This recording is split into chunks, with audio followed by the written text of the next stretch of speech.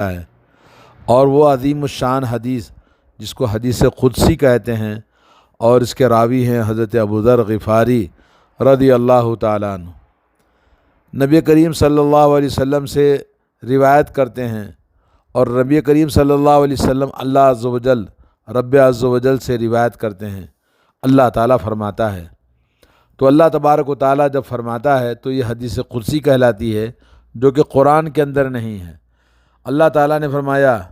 یا عبادی انی حرمت الظلم علی نفسی وجعلتہ بینکم محرما فلا تظالموا، اے میرے بندو، میں نے ظلم کو اپنے آپ پر حرام کیا ہوا ہے، اور تم لوگ آپس میں ظلم کو ایک دوسرے پر ظلم کرنے کو حرام کر دو، یعنی کوئی کسی پر ظلم نہ کرے، اللہ کسی پر ظلم نہیں کرتا ہے۔ اور اس کے بعد نمبر 2 فرمایا، یا عبادی کلکم ضال الا من ہدیت فاستہدونی اہدکم، اے میرے بندو، تم سب کے سب گمراہ بھٹکے ہوئے ہو سوائے اس کے جس کو میں ہدایت دوں، اس لیے ہدایت مجھی سے طلب کرو، میں تمہیں ہدایت دیتا ہوں۔ اور اسی کے لیے اللہ تعالیٰ نے نماز میں ہمیں یہ حکم دیا کہ اہدنا الصراط المستقیم، ہمیشہ دن میں 17 مرتبہ فرض نماز رکعتوں میں ہم اللہ سے ہدایت طلب کرتے ہیں۔ اور تیسری چیز فرمائی، یا عبادی کلکم جائع الا من اطعمت، اے میرے بندو، تم سب کے سب بھوکے ہو، فاستطعمونی اطعمکم، یعنی سب کے سب بھوکے ہیں سوائے اس کے جس کو میں کھلاؤں، اس لیے اگر تمہیں رزق چاہیے، روزی روٹی چاہیے، تو مجھی سے روزی روٹی طلب کرو، میں تم کو کھلاتا ہوں۔ دنیا میں ہم اسباب کو ڈھونڈتے ہیں، اور روزی روٹی کے لیے، دولت کے لیے، اور عائش و آرام کے لیے ہم سب کچھ زندگی کو لگا دیتے ہیں۔ قل هل ننبئکم بالاخسرین اعمالا الذین ضل سعیہم فی الحیاۃ الدنیا وہم یحسبون انہم یحسنون صنعا، اللہ نے فرمایا کہ آؤ سب سے زیادہ نقصان اٹھانے والوں کے بارے میں بتاتے ہیں، جنہوں نے اپنی زندگی کی ساری کوششوں کو دنیا میں لگا دیا اور یہ سمجھتے رہے کہ ہم اچھا کام کر رہے ہیں، حالانکہ روزی روٹی دینا اللہ کا کام ہے، اللہ ہی سے ہم کو روزی روٹی طلب کرنا ہے۔ اور چوتھی چیز اللہ نے فرمایا، یا عبادی کلکم عار الا من کسوت، اے میرے بندو، تم سب کے سب ننگے ہو سوائے اس کے جس کو میں کپڑے پہناؤں، فاستکسونی اکسکم، مجھی سے اپنے جسم کو ڈھانپنے کے لیے، اپنے عیش و آرام کے لیے مجھ سے کپڑے مانگو، میں تمہیں کپڑے پہناتا ہوں۔ اور پانچویں چیز فرمائی، یا عبادی انکم تخطئون باللیل والنہار وانا اغفر الذنوب جمیعا، اے میرے بندو، تم رات اور دن گناہوں پر گناہ، نافرمانیوں پر نافرمانیاں کرتے جاتے ہو، مگر تمہارے تمام گناہوں کو میں معاف کرتا ہوں، فاستغفرونی اغفر لکم، اس لیے مجھی سے مغفرت طلب کرو، بخشش مانگو، میں تمہیں بخش دیتا ہوں۔ اور اللہ نے فرمایا، قل لعبادی الذین اسرفوا علی انفسہم لا تقنطوا من رحمت اللہ ان اللہ یغفر الذنوب جمیعا، آپ کہہ دیجئے میرے بندوں سے جنہوں نے گناہ نافرمانیاں کر کے اپنے آپ پر ظلم کیا ہے، اللہ کی رحمت سے مایوس نہ ہوں، جب کوئی معافی مانگتا ہے تو میں تمام گناہوں کو اس کے بخش دیتا ہوں۔ اللہ اکبر۔ اور نمبر 6 فرمایا، یا عبادی انکم لن تبلغوا ضری فتضرونی، اے میرے بندو، تم سب کے سب مل کر میرے نقصان پہنچانے کے لیے کوئی تم کام نہیں کر سکتے کہ جس کے ذریعے مجھے نقصان پہنچے، وَلَن تَبْلُغُوا نَفْعِي فَتَنْفَعُونِي، اور تم سب کے سب مل کے کوشش کرو مجھے فائدہ پہنچانے کے لیے تو تمہارا فائدہ بھی مجھے کوئی پہنچتا نہیں ہے، یعنی تم سب کے سب مل کر اگر نقصان پہنچانا چاہے مجھے، میرا نقصان کوئی نہیں کر سکتا، اور مجھے فائدہ پہنچانا چاہے تو میں کسی کے فائدے کا محتاج نہیں ہوں، اور نہ مجھے کوئی فائدے کی ضرورت ہے۔ اور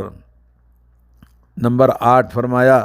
یا عبادی لو ان اولکم وآخرکم وانسکم وجنکم کانوا علی اتقى قلب رجل واحد منکم ما زاد ذلك فی ملکی شیئا۔ نمبر 8 فرمایا، اے میرے بندو، اگر تمہارا سب سے پہلا انسان سے لے کر تمہارا سب سے آخری انسان اور تم سب اول سے لے کر آخر تک سب کے سب ایک انسان کے دل کی طرح متقی، پرہیزگار اور تقوی والے ہو جاؤ، اور اس کے بعد تم سب کے سب اللہ کا تقوی اختیار کر لو، لیکن میری ملک میں، میری شہنشاہیت میں ذرہ برابر اضافہ نہیں ہوگا۔ اور نمبر 9 فرمایا کہ اے میرے بندو، لو ان اولکم و آخرکم، تمہارا پہلا انسان سے لے کر آخر انسان تک، تمہارے انس اور جن تمام کے تمام، کانوا علی افجر قلب رجل واحد، ایک فاسق، فاجر اور گنہگار انسان کے طرح وہ یعنی نافرمانیاں کریں اور ظلم کریں، سب کرنے کے باوجود میری شہنشاہیت میں ذرہ برابر کمی نہیں آئے گی۔ یہ نمبر 9 فرمایا۔ اور اس کے بعد نمبر 10 اللہ نے فرمایا، یا عبادی لو ان اولکم و آخرکم و جنسکم و انسکم و جنکم قاموا فی صعید واحد، کہا کہ اے میرے بندو، تمہارا اول اور آخر اور تمہارے انسان، تمہارے جن، سب کے سب، سارے کے سارے ایک میدان میں جمع ہو جائیں اور پھر مجھ سے مانگیں، ہر ایک اپنی اپنی ضرورت، فَأَعْطَيْتُ كُلَّ وَاحِدٍ مَسْأَلَتَهُ مَا نَقَصَ ذَلِكَ مِنْ عِنْدِي مِمَّا عِنْدِي إِلَّا كَمَا يَنْقُصُ الْمَخِيطُ إِذَا أُدْخِلَ الْبَحْرَ، کہا کہ ایک میدان میں جمع ہو کر سب کے سب ایک ساتھ اپنی اپنی ضرورتیں مانگیں تو ہر ایک کو اس کی ضرورت کو سنتا ہوں اور اس کی ضرورتوں کو پورا کرتا ہوں اور سب کچھ دیتا ہوں جو وہ مانگتے ہیں۔ اور میرے پاس جو کچھ، اللہ نے کہا کہ میرے پاس جو کچھ ہے اس میں ذرہ برابر کمی نہیں آئے گی، سوائے اتنا جیسا کہ سمندر میں کوئی سوئی کو داخل کرے تو سوئی کو جتنا پانی لگتا ہے اتنا ہی میرے شہنشاہیت میں فرق آئے گا۔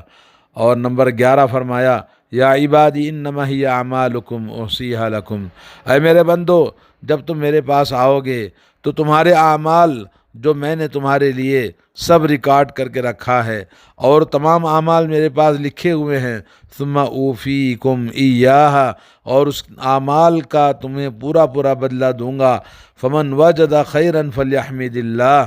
اگر کوئی اپنے اعمال کو بہتر پاتا ہے تو اللہ تعالیٰ کہتا ہے میری حمد، اللہ کی حمد کرنا۔ اور کسی نے اپنے اعمال میں برائیوں کو پایا اور اس کے برائیوں میں سوائے اس کے نقصان کے کوئی چیز نہیں ہے، تو ایسے وقت میں فلا یلومن الا نفسا، تو وہ اپنے آپ کی ملامت کرے، کیونکہ اس نے دنیا میں آیا تھا تاکہ اپنی آخرت بنائے اور اپنی جنت بنائے اور ایسے کام کرے، اعمال صالحہ، عقیدہ صحیحہ اور ایمان اور عقیدے کے ساتھ، اور ایسی کوشش کرے کہ اس کو فائدہ ہو آخرت میں، لیکن اس نے غفلت میں، لاپرواہی میں اور بغیر قدر کیے اللہ کی زندگی کو ضائع کر دیا۔ اب یہاں اپنے آپ کی ملامت کرے، اس کے لیے کوئی چیز نہیں ہے۔ اس عظیم الشان حدیث کو ہمارے اسلاف کہتے ہیں کہ یہ اتنی عظیم الشان ہے کہ امام احمد بن حنبل فرماتے ہیں کہ ملک شام کے تمام لوگوں کے لیے سب سے زیادہ شرف و منزلت والی یہ حدیث ہے۔ ابو ادریس خولانی کہتے ہیں کہ جب یہ حدیث کو روایت کرتے تو گھٹنوں کے بل کھڑے ہو جاتے تھے، کیونکہ اس حدیث میں اللہ عز و جل رب ذوالجلال اپنے بندوں سے مخاطب ہے اور اپنی مہربانیوں کو بندوں کو سمجھاتا ہے، کتنے پیار سے سمجھاتا ہے۔ اس حدیث میں سب سے پہلے ظلم سے منع کیا ہے۔ حضرت عبداللہ بن عمر کی حدیث ہے نبی علیہ الصلوۃ والسلام سے، ان الظلم ظلمات یوم القیامہ، ظلم قیامت کے دن اندھیرے ہی اندھیرے لے کر آئے گا بندے کے لیے۔ اور صحیح مسلم کی حدیث ہے، اور ایک حدیث صحیح بخاری کے اندر یہ ہے، من کانت عندہ مظلمۃ لاخیہ، اگر کسی نے اپنے بھائی کے لیے ظلم کیا ہے تو اپنے ظلم کو دنیا ہی میں حلال کر لے اور اپنے ظلم سے معافی مانگ لے، کیونکہ قیامت کے دن لیسا ثم دینار ولا درہم، وہاں نہ کوئی درہم اور دینار ہے، نہ کوئی کسی کے کام آنے والا ہے، اس سے پہلے کہ آدمی کی نیکیاں لی جائیں گی، اور جس نے ظلم کیا ہے اس کی نیکیاں دی جائیں گی جو مظلوم ہے۔ فَإِن لَمْ يَكُنْ لَهُ حَسَنَاتٌ، اگر اس کے پاس نیکیاں نہیں ہیں تو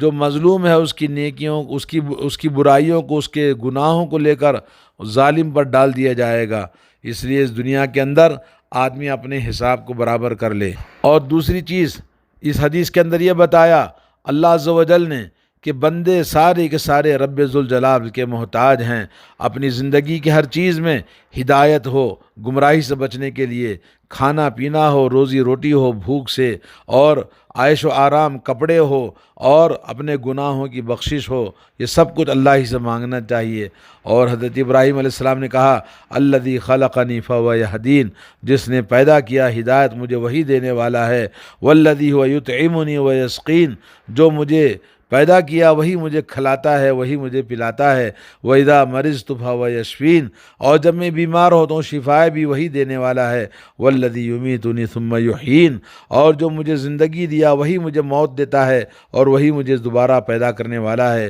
وَالَّذِي أَطْمَعُ أَن يَغْفِرَ لِي خَطِيئَتِي يَوْمَ الدِّينِ، اور میں اسی اللہ سے امید کرتا ہوں کہ مجھے معاف کر دے میرے گناہوں کو اس روز قیامت کے دن، اور وہی عبادت کا مستحق ہے، اسی سے مغفرت طلب کرنی چاہیے۔ اور تیسری چیز حدیث کے اندر یہ بتائی اللہ عز و جل نے کہ سارے کے سارے بندے وہ اللہ رب العالمین کی بارگاہ میں نہ کوئی نفع پہنچا سکتے ہیں نہ نقصان پہنچا سکتے ہیں، وہ سب کے سب اللہ عز و جل کے محتاج ہیں۔ اللہ غنی ہے، بے نیاز ہے، ہر طرح کے حمد و ثنا کا وہ مستحق ہے، بندوں کی عبادتوں کا محتاج نہیں، اور نہ ہی بندوں کی کسی چیز کی اسے ضرورت ہے۔ لم یکن لہ کفوا احد، اور اللہ عز و جل نے اس حدیث کے آخر میں یہ بتایا کہ اللہ سبحانہ و تعالی ہمارے اعمال کو ریکارڈ کرتا ہے اور ان اعمال کو محفوظ رکھتا ہے۔ لا یضل ربی ولا ینسیٰ، نہ وہ اللہ تعالیٰ ان کاموں کو بھلاتا ہے نہ ہی اس کو ضائع کرتا ہے، بلکہ جب قیامت کے دن جائیں گے تو ہمارے دفتر اعمال ہمارے سامنے بکھیر کر رکھ دے گا۔ ما اصاب من حسنۃ فمن اللہ وما اصاب من سیئۃ فمن نفسک، اللہ نے فرمایا کہ تمہیں جو بھی بھلائی پہنچتی ہے یہ صرف اللہ کی طرف سے ہے۔ اللہ نے ہمیں رمضان کے روزے رکھنے کا موقع دیا اور رمضان کی عبادتوں کا موقع دیا۔ دوستو، رمضان کے گزرنے کے بعد پھر ہم پرانی ڈگر پر آ گئے تو سمجھ لیجئے کہ رمضان ایک دھوکہ تھا، جس میں ہم نے اللہ کو دھوکہ دیا، اپنے آپ کو دھوکہ دیا، اور نقصان کسی کا نہیں سوائے اپنے آپ کا۔ تو اس لیے وما اصابک من سیئۃ فمن نفسک، اگر تمہیں زندگی میں اور آخرت میں کوئی نقصان ہوتا ہے تو سمجھ لو یہ آپ نے خود اپنا نقصان کیا ہے، اپنے پیر پہ خود کلاڑی ماری ہے۔ تو آدمی یہ سمجھتا ہے کہ وہ خیالی طور پر سمجھتا ہے کہ اس کا وہ کچھ اللہ سے معافی مانگ لیا تو اس کی معافی ہو گئی، نہیں، بلکہ عبادتیں ختم نہیں ہوتی ہیں، اللہ کے حقوق ختم نہیں ہوتے ہیں۔ وَاعْبُدْ رَبَّكَ حَتَّىٰ يَأْتِيَكَ الْيَقِينُ، اللہ تعالیٰ کی عبادت تا دم حیات، آخری دم تک اللہ کی عبادت کرنا ہے۔ اور اللہ رب العالمین نے ہمیں رمضان کے اندر جو کچھ عبادتوں کا موقع دیا تھا، دوستو رمضان کے بعد بھی ساری زندگی ان چیزوں کو کرنا چاہیے۔ اللہ تعالی ہم سب کو توفیق عطا فرمائے۔ السلام علیکم ورحمۃ اللہ وبرکاتہ۔